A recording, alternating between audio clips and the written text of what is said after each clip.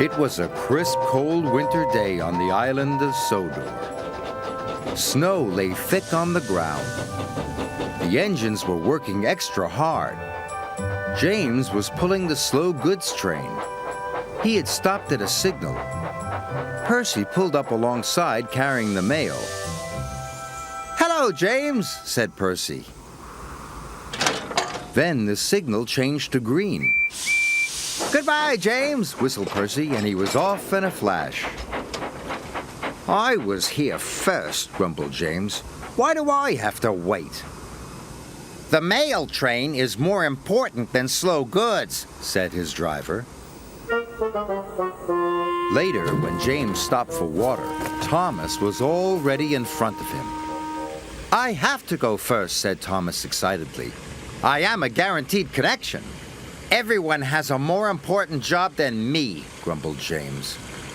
"Nonsense," said Thomas. "Everyone knows you're a really useful engine." But James wanted to be an important engine, too. Later that day, Sir Topham Hatt came to see James. "You must take coal to all the stations on the island," he boomed. "If the fires in the waiting room go out, the passengers will get cold and complain." "It is a very important job," he added. "You can rely on me, sir," said James proudly. Sir Topham Hatt left. James was excited. "An important job," he said happily. "Phew," sniffed Gordon. "It's only a load of coal after all." "Nonsense," snorted James. "I am going to keep the passengers warm. What could be more important than that?" And he wheeled over to the water tower.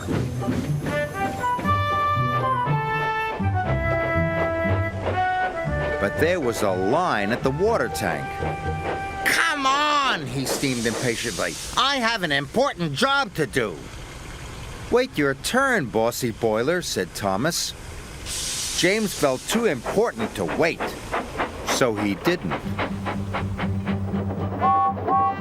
James rushed to the coaling station. He met Edward waiting at a junction. Edward was looking bothered. He had too many jobs and he was feeling puffed out. "Can you take these slate cars to the quarry?" Edward asked. "Sorry, Edward, but I can't," puffed James. "I've got the most important job on the island." And he chuffed grandly away.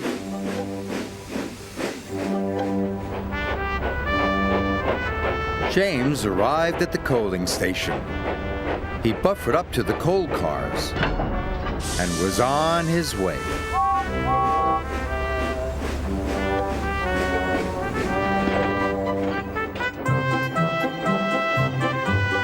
James was looking forward to delivering his coal. "Now I'm useful and important," he chuffed happily. Then there was trouble. James puffed harder and harder. He went faster and faster. And then he began to feel hotter and hotter. "I don't feel well," wailed James. And he had to stop. "Your water tanks have run dry," his driver told him. "We'll have to wait for help." Just then, Edward pulled up beside James. "Please push me to the water tank," pleaded James. "I'm sorry," Edward puffed sadly. "You wouldn't take my freight cars to the quarry, and now I'm running late with my passenger train." And Edward steamed away.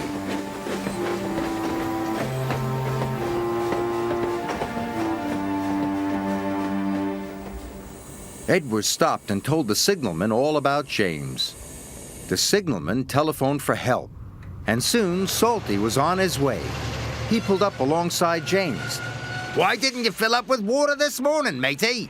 James told him about the line at the water tank. "I've heard you were too busy to help Edward, too," said Salty.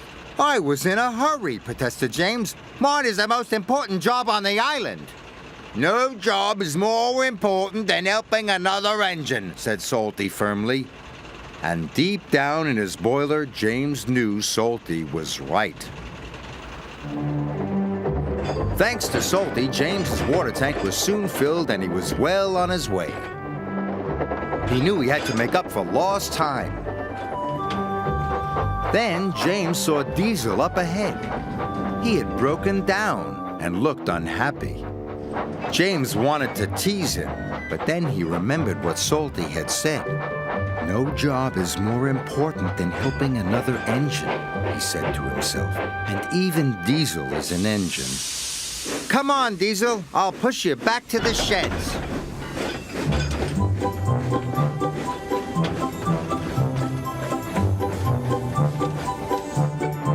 Pushing Diesel and pulling freight cars was hard work. At last, James got Diesel to the repair yard, but he still had to deliver his coal.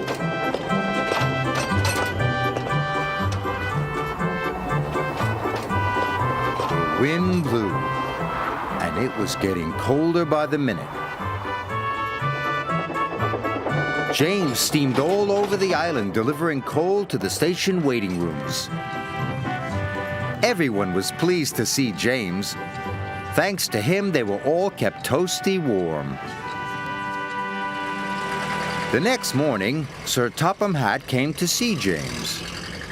He knew all about him running out of water and his not helping with Edward's trucks. "I'm sorry, sir," said James. "I put my own job first." "But you did learn your lesson, and you helped Diesel," Sir Topham Hatt boomed cheerfully. "And you delivered your coal on time. You, James, are a really useful engine." James nearly burst with pride. "Thank you, sir," he said. Being really useful was better than feeling important.